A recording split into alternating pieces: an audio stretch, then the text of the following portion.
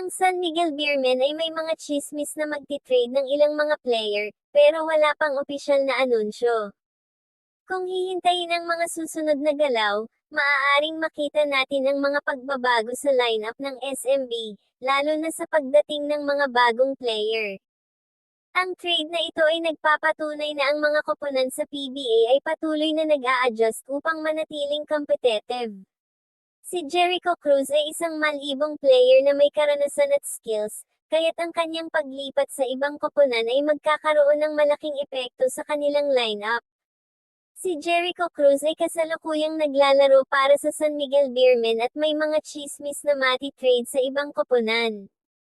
Kung si Jericho Cruz ay mati-trade sa koponan ng Titan Ultra kapalit ni Joshua Munzen, ito ay magiging isang malaking hakbang para sa koponan ni Joshua Munzen, dahil si Jericho Cruz ay may mga karanasan at skills na makakatulong sa kanilang pagganap.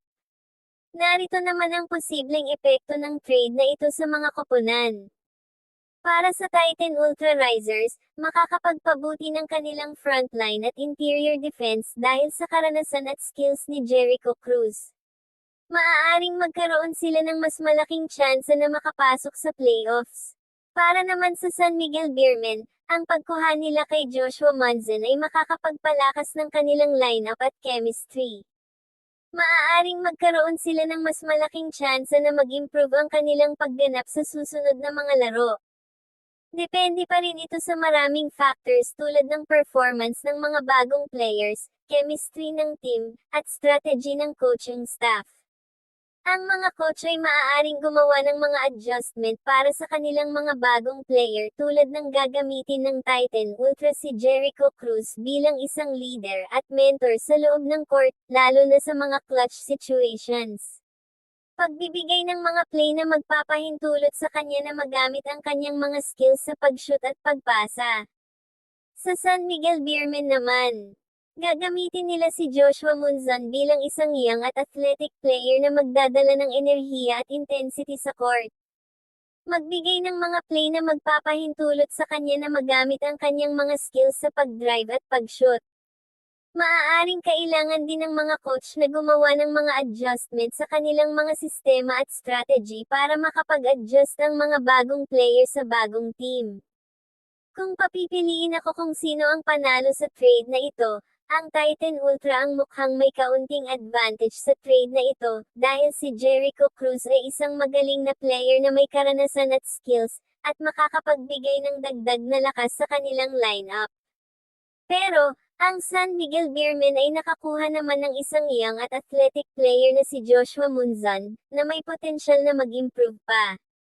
Maaaring depende ito sa kung paano gagamitin ng mga coaching staff ang mga bagong players at kung paano sila makakapag-adjust sa bagong team.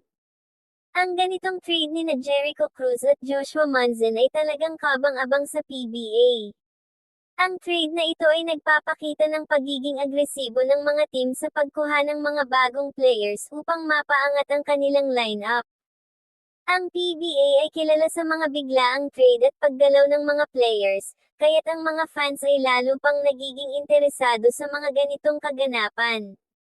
Ang trade na ito ay magkakaroon ng malaking epekto sa mga team na kasangkot, lalo na sa kanilang pagganap sa darating na mga laro. Ang mga fans ng Titan Ultra ay malamang na excited sa pagdating ni Jericho Cruz, na siguradong magkakaroon ng mga positibong reaksyon sa social media at mga sports news outlet. Samantala, ang mga fans naman ng San Miguel Beermen ay maaaring may mixed reaction sa pag-alis ni Jericho Cruz, pero malamang na excited din sila sa pagdating ni Joshua Munzon, na may potensyal na mag-improve pa.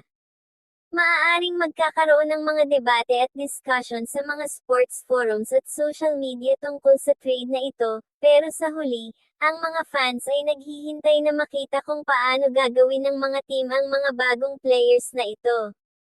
Aabangan natin kung matutuloy ba ang trade sa pagitan ng San Miguel Beermen at Titan Ultra Giant Risers. Kung matuloy, ito ay magiging isang malaking hakbang para sa dalawang koponan. Si Jericho Cruz ay isang magaling na player na may karanasan at skills, kaya't ang kanyang paglipat sa Titan Ultra ay magkakaroon ng malaking epekto sa kanilang lineup. Ang San Miguel Beermen naman ay makakapagpabuti ng kanilang lineup at chemistry dahil sa pagdating ni Joshua Manzan, na may potensyal na mag-improve pa. Hanggang dito na lang muna ang ating topic. Kung may nais kayong itanong, komento nyo lang sa ibaba ng ating video para mapag-usapan natin yan.